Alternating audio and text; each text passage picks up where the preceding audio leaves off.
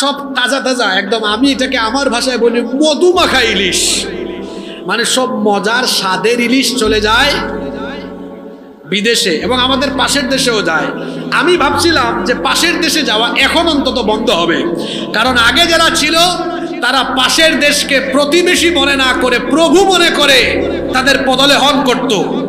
আমি ভেবেছিলাম বর্তমানে যারা আছেন তারা হয়তো মাথা উঁচু করে দাঁড়াবেন, কিন্তু তারাও আগের মতো ইলিশ বন্টন করে যে চরিত্র প্রদর্শন করেছেন, সত্যি আমরা আরো লজ্জিত হয়েছি। আমাদের পাশের দেশে যারা আছেন, যারাই আছেন, আমরা সবাইকে আমাদের বন্ধু মনে করি। বন্ধুর মতো আচরণ করলে আমরাও তাদের সাথে সুসম্পর্ক রাখবো। কিন্তু প্রতিবেশী কোনো দেশ বন্ধু হওয়ার পরিবর্তে যদি আমাদের উপরে দাদাগিরি আর প্রভুগিরি দেখাতে চায়, তাহলে আমরাও মাথা উঁচু করে আঙ্গুল তুলে কথা বলবো।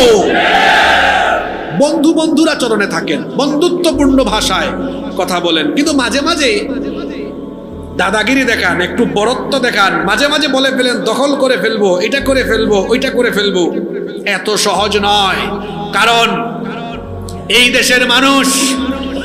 দেশের মানুষ অতীত থেকে পর্যালোচনা করলে দেখা যায় এই দেশের মানুষ ত্যাগ তিতিক্ষা কুরবানি দিতে জানে, অত সহজে কারো সামনে মাথা নুয়াতে জানে না। জন্য আমরা পাশের দেশ যত দেশ আছে সবাইকে বলবো আমাদের সাথে বন্ধুর মতো থাকেন, আমরাও বন্ধুর মতো থাকবো। কিন্তু দাদাগিরি দেখাতে গেলে, আঙ্গুল তুলে কথা বললে আমরাও আঙ্গুল তুলে কথা বলবো।